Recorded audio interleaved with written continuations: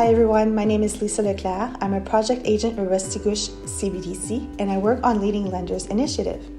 I'm proud to welcome you to our fifth panel discussion. You may know that women entrepreneurs face different barriers when pursuing business financing. Today, we bring together lenders and women entrepreneurs to crack open the conversation in the discussion titled Mastering the Balancing Act. Leading Lenders is delivered by the Restigouche Community Business Development Corporation, in other words, Restigouche CBDC. And the project funding is provided by the federal government's Women Entrepreneurship Strategy, and under the West Ecosystem, it is administered by the Atlantic Canada Opportunity Agency. Before we begin this panel discussion, we would like to acknowledge that members of the Leading Lenders team all live, work, and play on the traditional unceded territories of the Mi'kmaq First Nation of Gaspégoaghi, located in the Peace of Friendship 3D region of what is now known as Northern New Brunswick and Eastern Quebec. It is now time to crack open the conversation and begin this panel discussion. Let's meet and welcome our panelists. I'm Colette Close, and I'm the president of the Up Close team. Our company works with small businesses and nonprofit organizations. And within those companies, we work with the leaders, it could be teams, individuals, to help them advance or enhance their leadership skills and personal growth. So we take them from where they're at and to where they want to grow. And each service is we provide a tailored service to each of the companies that we work with. My name is Tia Upshaw, and I am a serial entrepreneur.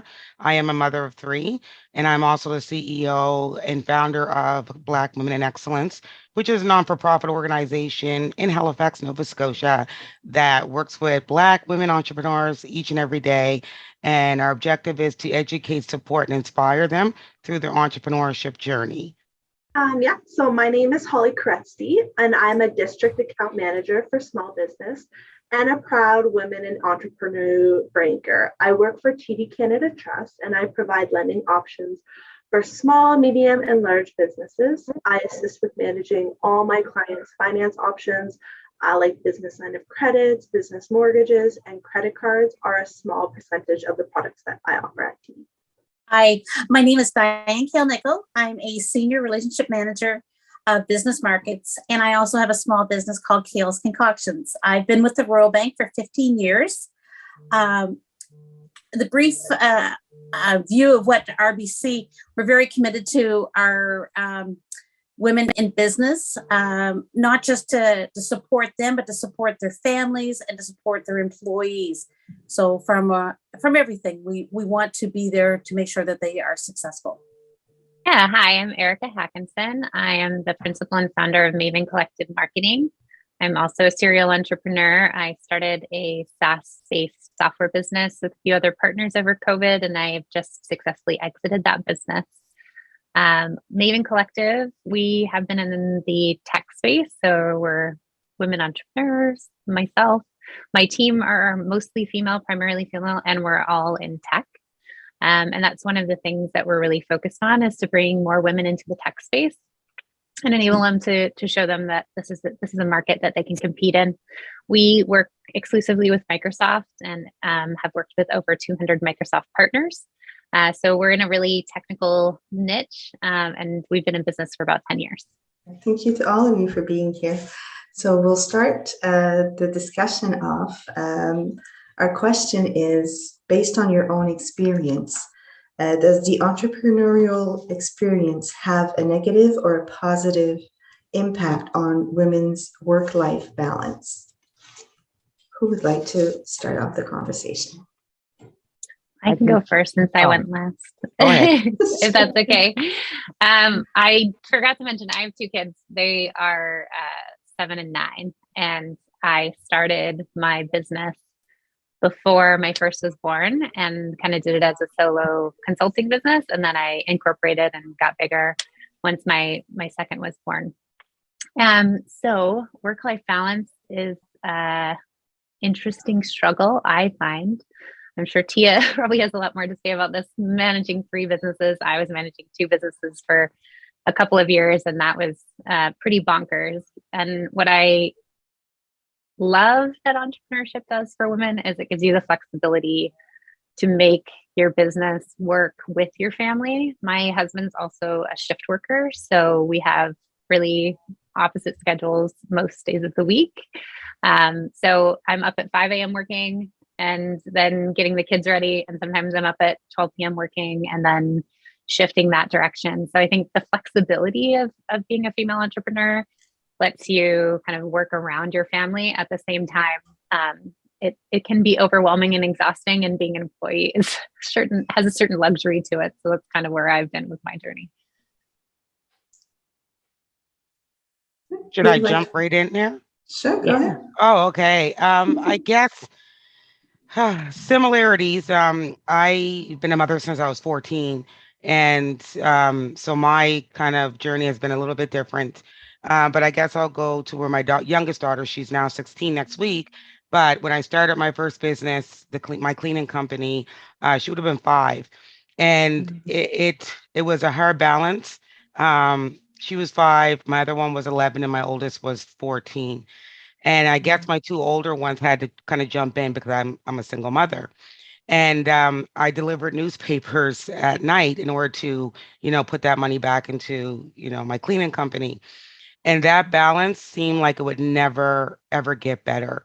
I mean, it was a constant struggle, probably for about 4 years straight. Just, trying to figure out my personal life, my life as a mother, and then the business life.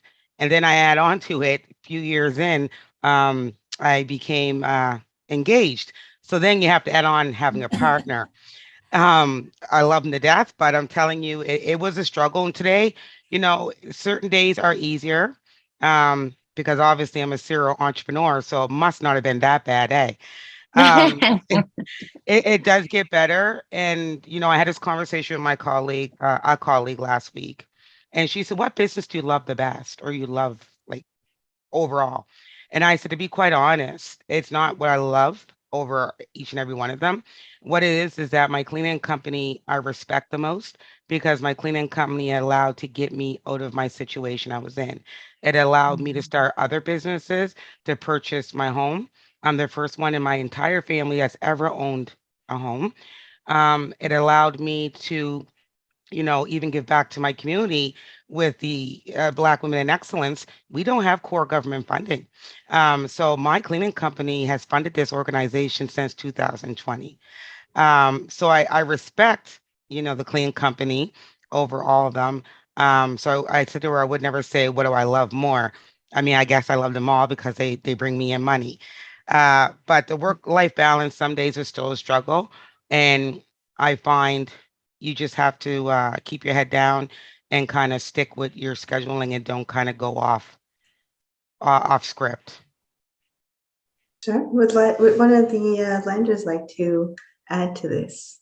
It's so nice listening to everyone else, because when Erica says about the late nights and early mornings, that's exactly what life is about, right?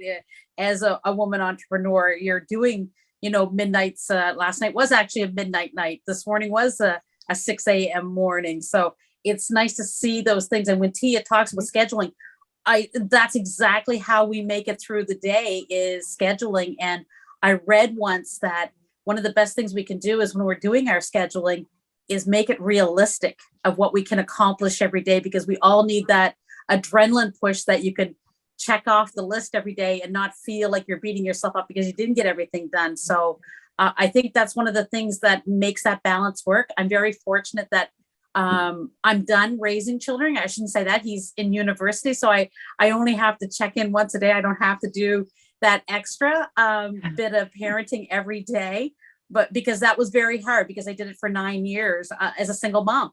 And it was always making sure even in my schedule had mom time, like being a mom time. Right. So I guess that's one of the things of being an entrepreneur, is having to schedule in everything to make sure that, you take time for yourself, but you take time for your family, you take time for your jobs, and everything has to fit in those schedules. So I'm so glad to hear the other ladies saying the same thing, because that's exactly what it's all about. It's making time to fit everything in. And I always pray to God for an extra couple of hours a day. Just give me a couple more hours a day. But until now, we're still on a 24-hour schedule. So obviously my Presbyterian prayers haven't been working too well, so I can pray. So Diane, is this something you suggest to your clients? Since you're living both sides, so is this? Yes, absolutely. Is the scheduling and management and forgiving yourself and giving yourself a little grace when you don't make that end of the day getting everything done, right? And when you give grace to yourself and you provide grace to others, it comes back reciprocated. So I think that's one of the best things that we can do is, and that's what I tell like a lot of my women entrepreneurs, like, don't beat yourself up if you don't have that accomplished by that certain date, right? Because you know what? It'll come. It's patience and perseverance that make this, make us successful, right? It didn't all come in one day. It takes time to build. Mm-hmm. I just want to welcome Brenda. Thank you for being here. So go ahead, Brenda, introduce yourself, your name, your institution, type of work that you do. Okay, thank you. I'm Brenda Bergeau. I'm a team lead and director for the business banking in the GTA West for Meridian Credit Union. Over 25 years being in commercial real estate, a child of entrepreneurs, and certainly have an entrepreneurial mindset when it comes to working with our members and business opportunities. And so I am delighted to be part of this panel today. I'm just going to repeat the question and maybe I know Holly wanted to answer, so we'll go to Holly after. The question that I was asking was based on your experience. Does entrepreneurial experience have a negative or positive impact on women's work-life balance? So I'll let Holly answer, and then Colette and Brenda, you can add to the conversation. So go ahead, Holly. So I think for a women-based business, it takes a lot of mental preparation to not only start and open a business, but also manage their business. I believe most owners understand the act of work-life balance and that they know that first year or two is a hard sacrifice to get themselves and the business up and going. Once they are established, most women-owned businesses can take on a more balanced approach. My job as a lender is to help make this transition easier.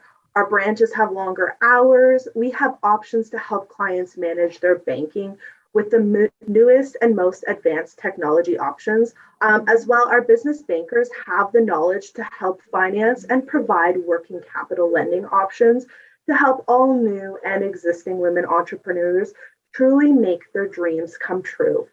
Not to mention, TD provides solutions to help business owners manage their cash flow, payment options to help take some of the business side off their plate and provide a better work-life balance. As a one-stop shop for all businesses, we offer a multitude of products and services aside from the lending options.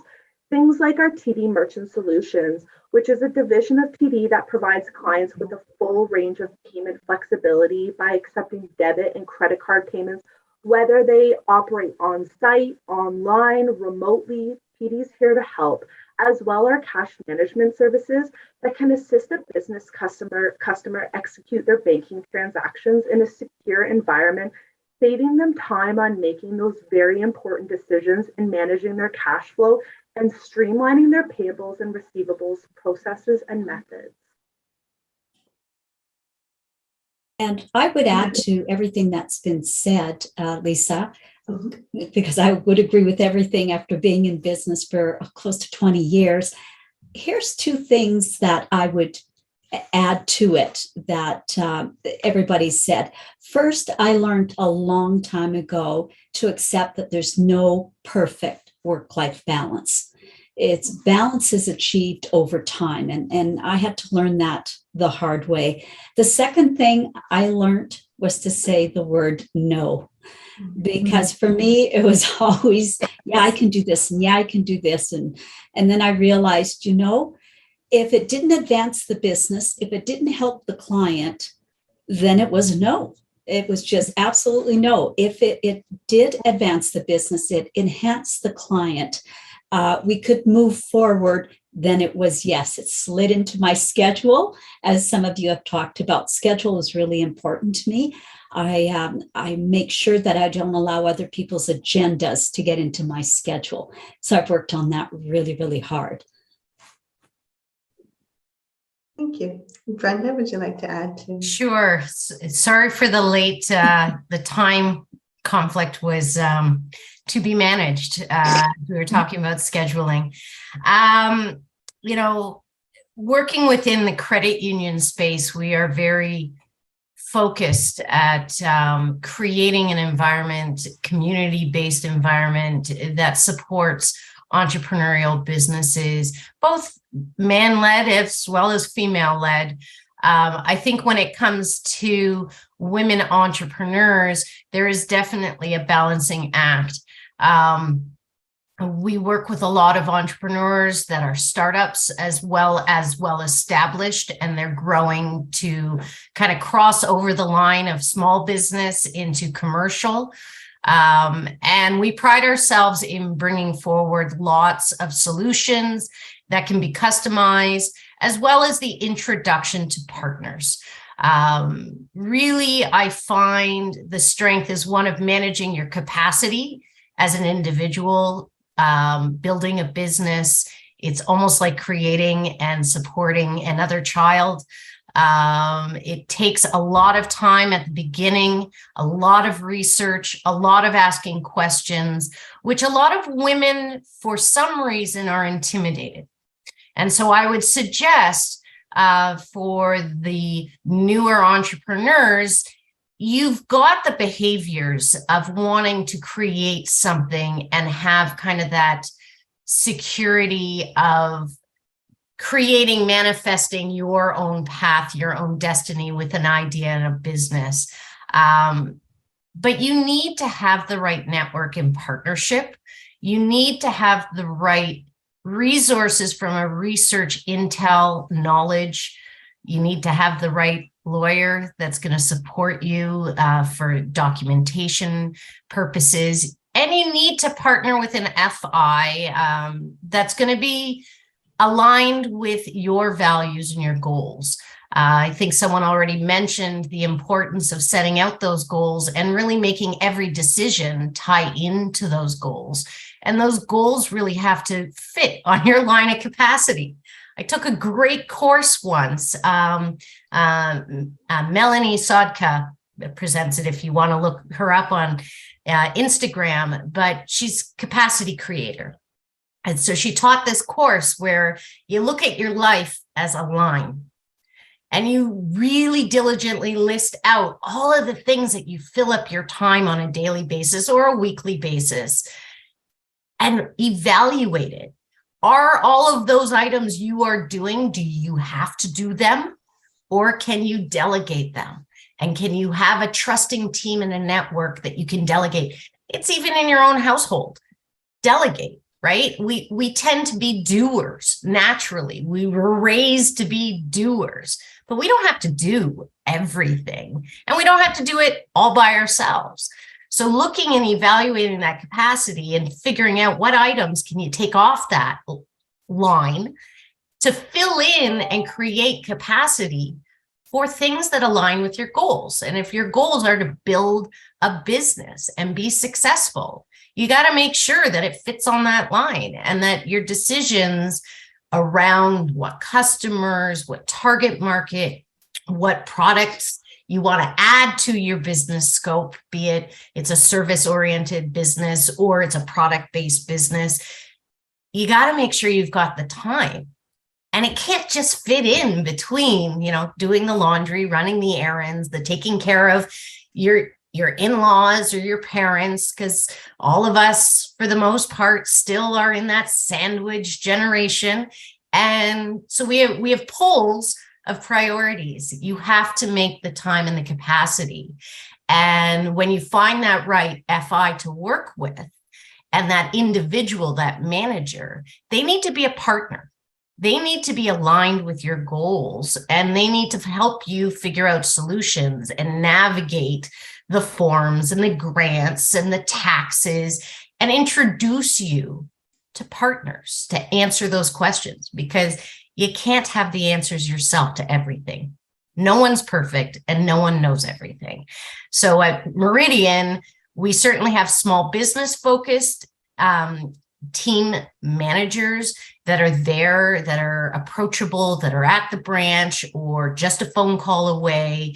We also have commercial, so we can grow with your business and create solutions that make sense from the lending perspective, which can be daunting. You don't want to be in debt. But there is a manageable level you're going to need. If you're operating a business, you're going to need some form of debt to bridge the gap between receiving your receivables and making payments for whatever the costs might be, marketing or product evaluation or manufacturing, whatever that might be. So we certainly welcome the female entrepreneur. We highlight regularly in our stories, in our marketing, we reflect that. So I just believe it takes the right mindset of making sure you've got the capacity to pursue what you want to do. Thank you, Brenda. I think you bring us to our question, which is the number one tip. So maybe we'll start with a woman entrepreneur. What would be your number one tip for lenders who are trying to help and guide women, especially on the topic of work-life balance? Yes, I'll jump in. The Sure. first tip would be to have a DEIA culture within your branch or within your institution. And I mean that on levels of diversity, equity, inclusion, and accessibility. Because when it comes to a woman in business, that's one layer, but then you add on if they have accessibility issues, that's another layer. Then you add on if they're a visible minority, like me, another layer. So for me, I can speak to myself, work life or business life and being a mother, when you come from low income community, you have to look at it differently. There's going to be issues with credit. There's going to be issues with not having a business plan, because no one teaches us that. We don't get to sit at the kitchen table and grow up talking about assets, equity, how to do a business plan, generational wealth. That is not talked about in the Black communities. So when you start looking through it as an intersectional lens, it makes it a little bit easier for us to feel confident enough to even walk in, because that's the first step for us to even walk in and say, I'm looking to access the capital. I'm looking to apply for a business loan. What are my next steps? I would agree with you on that. And I would add to that as well, from being a lender previously, is having the support. And when I refer to support, is asking the individuals the right questions, really peeling that onion and not just assuming you know the answer. Because until you've walked in their shoes, you don't know the answer. So be supportive, make sure you have support around yourself as a lender to be able to pick up that phone and lead that entrepreneur to another support system that they might need at that time. And so I see you as a central point, asking really good questions and then providing them with the resources around them. And then I think if you do that, I mean, you've got a client for life. You really do. They'll be driving around your home because they know you truly, truly care. I mean, I've self-funded everything. I've saved money from being an employee. I asked to be a part of a buyout of a previous tech company that I worked for, and so that helped fund my next company. I saved money in this company to help fund my next company. And I think I've been privileged, as Tia said, to see an entrepreneur in action. My dad was an entrepreneur. We're in very different businesses, but just watching the way he worked, and he did talk about, when collections didn't come and what had to happen. And I think that helped me a lot. It helped me prep in ways financially that was a real privilege on my side of things. So from a lending standpoint, I haven't had to deal with lenders. I've had lenders try to talk to me about investing in different ways. And I think when you look at Tia's organization, what a great organization to be a part of, to get in on the ground level, to say, here's how we want to help actually give these women the tools to come into a bank with confidence, to say, I've worked with someone on a business plan. I've been coached on the types of things that lenders are working, are looking for. And these are, here's what I've come up with. What other tools can you give me to help me successfully, get this loan with you? And really having lenders vying for their business rather than feeling like, I'm not even sure I can walk in this bank. Yeah, Absolutely. Mm-hmm. And the lenders, like, what do you do, and what would be your number one tip, Diane? I'm really glad when I hear Erica and Colette say those things, because one of the best things I think that I bring to the table with my new entrepreneurs that come into my office is RBC has a wonderful website, like absolutely fantastic. It helps people make a business plan, which I believe is one of the best things I tell everyone to do, because if you do the business plan, if you put the time into it, whoops, sorry. Sorry about that. The door was shut, but she's a little Houdini, my Houdini. The business plans help them understand their businesses and where they want to go and their markets, right? But I guess my biggest tip would be build a team. Build a team of a lawyer, an accountant, a banker, and sometimes a mentor, like someone who's already in the industry to help out. I think those are the things that I would say would be the strongest things that I would say would come to the table when a new entrepreneur either comes in or is continuing to grow their business, is that solid business plan. It's indispensable. It's something that I redo mine all the time. So I think it's something that can bring a lot of depth to a conversation.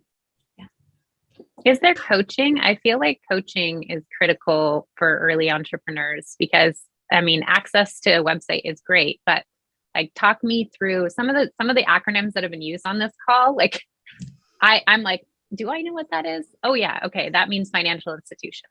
Do I know what that is? So there's so many like acronyms thrown around in banking and things like that it's hard to like figure out that language. And then also, if you don't have a business background, which, thankfully I went to business school, I have that vocabulary to speak when I need to speak to someone about it. There's so many female entrepreneurs that don't have that and aren't able to write to that vocabulary. Like, is there coaching with lenders that women can access? Because that would be incredibly helpful, rather than to kind of self-teach in a way that they don't even understand the vocabulary.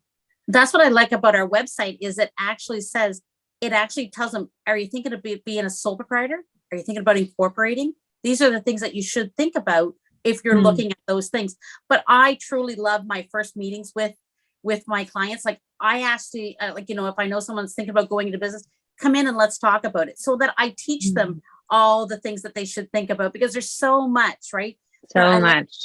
Right. There's so, here's some things that you need to think about. And that's when I say, let's build a team. You should talk to a lawyer about these things. You should talk to an accountant about these things. Right. So I kind of give them the directions to bleed off into and go into and to grow. Right. But I try to explain everything to them, some of the pitfalls that we've seen, because the government is a big pitfall. If you don't pay your HST, if you don't pay your employer remittance, right?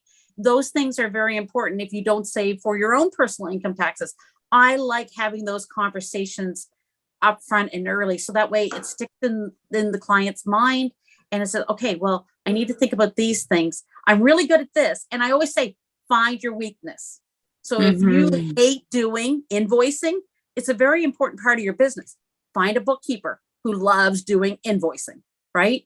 Or, or you don't like to, do certain parts of your business, find someone that is good at that part, right? So, and I always say to my clients, send me messages. If you're stumped on something and you don't know what it means, send me a message. I can help with that.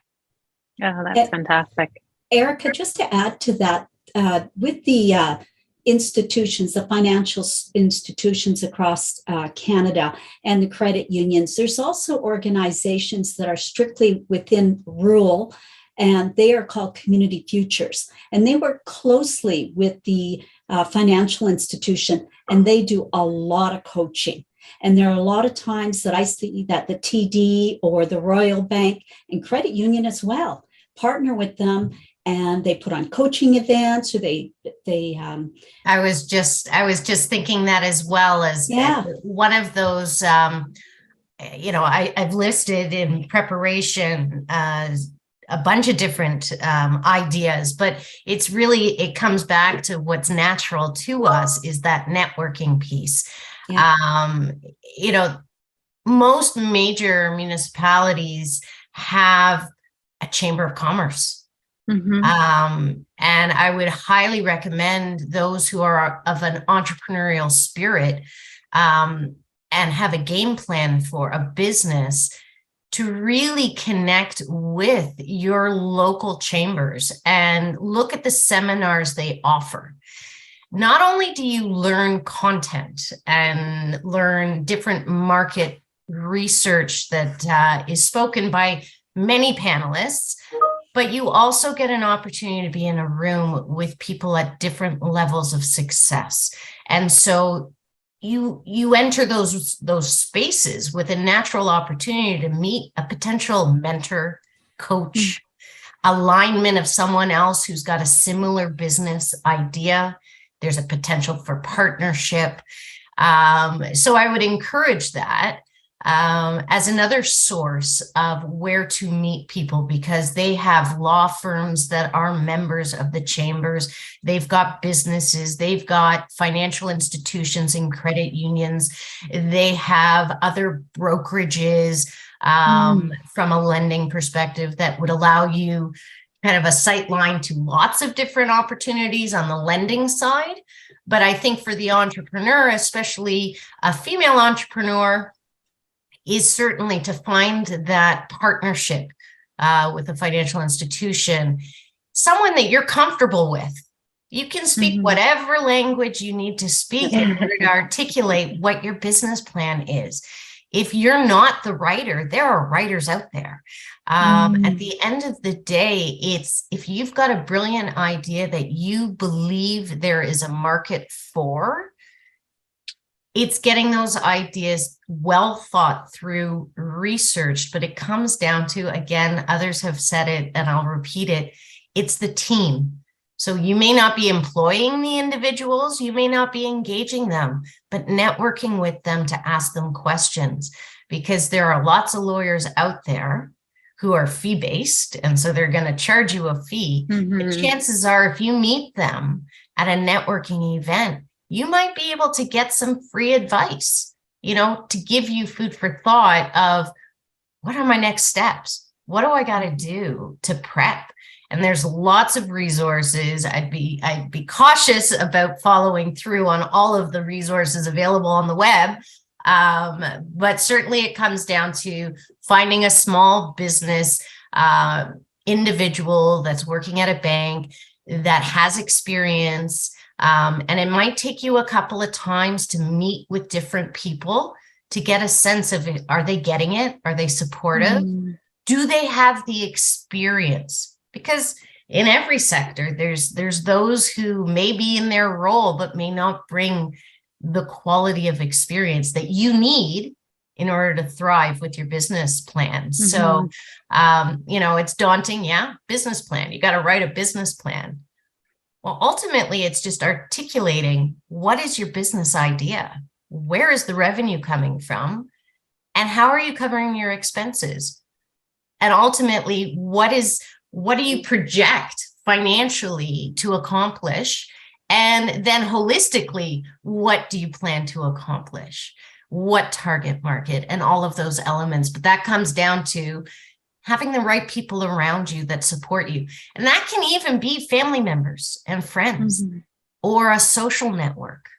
Don't be shy in expanding your experiences in your social network.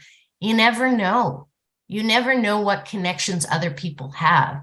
They may have a brother or a sister or a parent or a cousin that's a lawyer that's dealt with a certain similar business plan, or an insurance broker, or you name it, right? Your network, that's the key to testing ideas and being able to advance and thrive with your entrepreneurial business. But again, it comes down to finding those right people to be part of that team to get you there. You're spot on with terminology. We're currently working with an institution. I know we were told not to say any institutions. We're working with one to develop a terminology manual that's Afrocentric based, because a lot of individuals, and I know Diane was saying about terminology and whatnot. The women I work with, they don't even know what the term capital requirement is. They don't even know what a sole proprietor is or a partner or incorporate. They have no idea. So we really have to be intentional at really looking through an intersectional lens, you guys, because it's not going to be a normal person coming in with a business plan. So I do appreciate everybody's feedback, and it is so true, Erica. The terminology, it's lost in translation, and there's a lot, but I know there's a lot more work to be done, and all of us on here today are, giving back to that work to be done. Thank you, Thea. So Holly, your top tip for lenders as far as work-life balance for entrepreneurs, what would it be? Yes, so the pressure is on. I will try not to take too long. But I would say the biggest thing for me is being there for your clients. Like everything in life, it's all about supporting them during the ebbs and flows, and setting them up for success, being consistent and providing a legendary experience. Exactly like Erica and Tia said, simplifying things, elaborating on and not using acronyms, doing consistent advice, providing lending options and cash flow management during both the downtimes, and saving strategies and growth options during the up times. Our business bankers have a diverse knowledge, and we have innovative technology. We truly set the stage for a great business experience.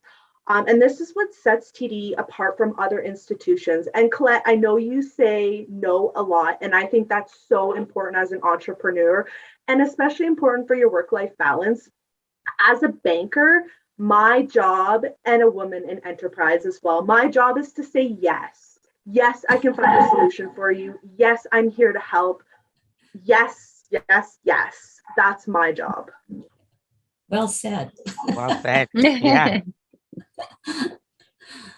So again, thank you, everybody. It was great sharing with you today. As we wrap up this event, we would like to thank all our panelists and everyone who took the time to watch this conversation.